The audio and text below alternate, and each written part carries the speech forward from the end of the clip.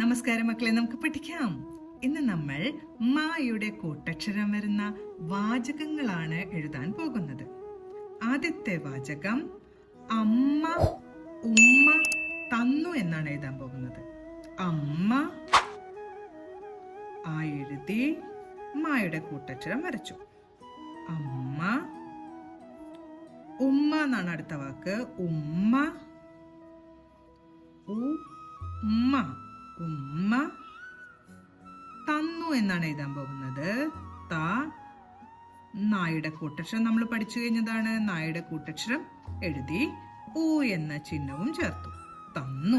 അമ്മ ഉമ്മ തന്നു. അടുത്ത് നമ്മൾ എഴുതാൻ പോകുന്ന വാചകം പൂച്ച പമ്മി വന്നു എന്നാണ്. പൂച്ച എന്നാണ് ആദ്യത്തെ വാക്ക്. പൂച്ച. ച ഉറച്ചു വച്ചിരിക്കുന്നത് കൊണ്ട് ചായയുടെ കൂട്ടക്ഷരം. പൂച്ച. പമ്മി പമ്മി. മാ ഉറച്ചു വച്ചിരിക്കുന്നത് കൊണ്ട് മായുടെ കൂട്ടക്ഷരം. പമ്മി. വന്നു വന്നു. നായുടെ കൂട്ടക്ഷരം. പൂച്ച പമ്മി വന്നു. അടുത്ത് നമ്മൾ എഴുതാൻ പോകുന്ന വാചകം അമ്മ മരുന്ന് തന്നു എന്നാണ്. ആദ്യം അമ്മ എന്ന് എഴുതണം. അമ്മ അമ്മ. അടുത്തത് മരുന്ന് എന്നുള്ള വാക്കാണ്. രു. എഴുതി ഉണ്ട ചിഹ്നം. നാ എഴുതി ചന്ദ്രക്കല. മരുന്ന്.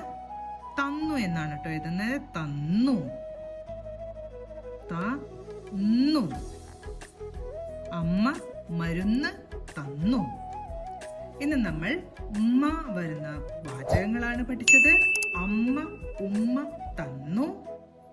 അടുത്ത വാചകം പൂച്ച പമ്മി വന്നു. അടുത്ത വാചകം അമ്മ മരുന്ന് തന്നു.